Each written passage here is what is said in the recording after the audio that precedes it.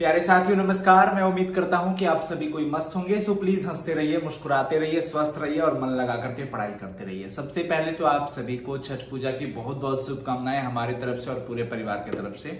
आपको और आपके परिवारजनों को भाई छठ पूजा की हार्दिक शुभकामना। इस वीडियो में मैं आपको बताने वाला हूं कि जो मैंने आपको निबंध के बारे में बताया था कि कौन कौन से निबंध आपके बोर्ड एग्जाम में पूछे जाएंगे और कुछ एक्स्ट्रा और भी निबंध का पीडीएफ आपको देना था।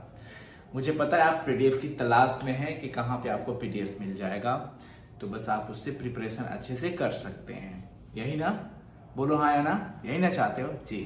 तो मैं कल के वीडियोस में आप लोगों को बताया था कि प्यारे साथियों ये निबंध आप जरूर उस पर काम करिए, पकड़ बनाइए और भी प्रीवियस ईयर के जो निबंध पूछे गए हैं उसमें से आपको बहुत सारे आइडिया लग जाएंगे। निबंध लिखने के क्रम में आपको जो सबसे ज्यादा उपयोगी वो होता है कंटेंट होता है, कि उस टॉपिक से रिलेटेड आपके पास क्या कंटेंट है, आप उस पर अच्छे से क्या लिख पाते हो।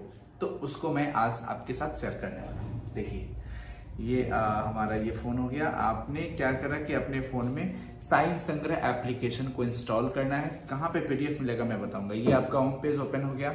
आप यहाँ वीडियोस एंड नोट्स में भी जा सकते हैं। तो मैं सबसे पहले वीडियोस एंड नोट्स में गया। यहाँ पे आपको क्लास चूज करना है। क्लास 12 हमने चूज कर लिया। फिर यहाँ पे हिंदी व्याकरण का एक सब्जेक्ट मिलेगा, वहां पे जाना है और इसमें सबसे नीचे आपको चला जाना है निबंध। देखो यहाँ पे सबसे नीचे निबंध दिख रहा है, उसमें मैं क्लिक है, यहाँ पे पीडीएफ है, यहाँ पे ओपन कर लेना है, इसको क्लिक कर देना है। क्लिक करने पे देखिए ये पीडीएफ आपका ओपन हो गया। आप चाहें तो यहाँ पे क्लिक करके इसको ऐसे क्लिक करके आप देखिए कितने अच्छे से चाहे तो आप पढ़ सकते हैं ऐसे। मतलब ये स्किप हो गया, हाँ ऐसे आप आराम से ऐसे पढ़ाई कर सकते हैं इस पे। तो ये सारा का सारा पीडीएफ मैं आपको दे दिया हूं और यहां से आप क्लिक करके डाउनलोड भी कर सकते हैं। देखिए ये पूरा का पूरा पीडीएफ मैं निबंध का जो भी था पीडीएफ आप लोगों के लिए मैं दे रखा हूं। इसके अलावा आप और भी यहाँ पे है देख सकते हैं।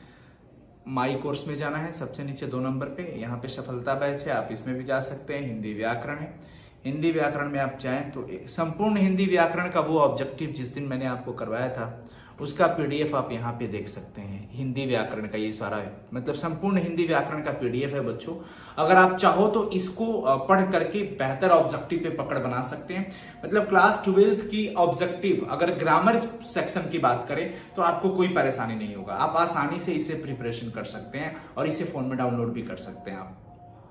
हाँ, इसके अलावा मैं निबंध की बात कर रहा था, तो आप यहाँ पर भी सबसे नीचे लास्ट में जाकर के निबंध पर क्लिक करेंगे ना, तो यहाँ पर वो पीडीएफ ओपन हो जाएगा। तो यहाँ से निबंध आपको करना क्या, निबंध की तैयारी कैसे करना, आपको रटना नहीं है, आपको कंटेंट पढ़ना है। मैं आपको एक सलाह दे रहा हूं कि आप पीडीएफ को ओपन कर लो, उसको रीड करो, मतलब पढ़ो, सिर्फ पढ़ो, पहले पढ़ो। पढ़ने के बाद आप अपना कंटेंट भी जो उसके बारे में आप जानते हैं, जैसे पर्यावरण संरक्षण हो गया, शराब बंदी हो गया या नशा मुक्ति हो गया, जो भी टॉपिक है उस टॉपिक के बारे में पहले आपने कंटेंट पढ़ाई कर लिया। और कंटेंट पढ़ने के बाद आपको क्या करना है कि उसमें अपना भी कंटेंट ऐड करना है और उसको ऐड करके अब आपको लिखने की प्रैक्टिस करनी है। तब आप लिखना जब स्टार्ट करोगे तो आपको अशुद्धि पर भी फोकस करना है, क्योंकि आपको तो बेहतर करना है और बेहतर करने के लिए आपको हर एक पॉइंट पर फोकस करना पड़ेगा। तो मैं सिर्फ ये नहीं कहूंगा कि हाँ आप याद कर लो, रट जाओ और लिख डालो, लेकिन मैं आपको एक बहुत बड़ा बात बता रहा हूं कि भाई लिखते वक्त आपको ध्यान रखना है अशुद्धि कम से कम हो, क्योंकि लिटरेचर है, हिंदी साहित्य है और इसमें अशुद्धि ही बच्चों के मार्क्स की कटौती का कारण बन जाता है। लिखते सब हैं तो 2 ही मेन फैक्ट्स हो जाते हैं। एक तो हैंड राइटिंग का इशू, कि अगर हैंड राइटिंग अगर आपकी अच्छी नहीं हो पा रही है तो जो कॉपी चेक करने वाले हैं वो अगर नहीं पढ़ पाएंगे तो वो काट कूट कर देते हैं या फिर मार्क्स कम कर देते हैं, आपके काट देते हैं। सोचिए अगर आपकी हैंड राइटिंग भी अच्छी हो और अशुद्धि भी कम से कम हो, तो कोशिश करना है काटकूट कम रहे, स्वच्छता अच्छा रहे, मतलब साफ सुथरा आंसर राइटिंग हो और अशुद्धि कम से कम हो। हर्ष ई, हर्ष उ, दीर्घ उ, कहां पे क्या होना चाहिए ये आपको लिखकर प्रैक्टिस करने से ही आएगा। अपना कंटेंट जरूर ऐड करें निबंध में, सिर्फ हूबहू आप कहीं से लिख मत दीजिए, ये एक बहुत बड़ा फैक्ट होता है। तो ये भी जो आपको निबंध दिया गया है ये आपके कंटेंट के लिए ही है। आप ये और भी बुक्स में भी मिल जाएंगे आपको। तरह तरह के कंटेंट मिल सकते हैं, सबका कंटेंट अलग अलग हो सकता है, डिफरेंट हो सकता है, पर बातें वही होंगी।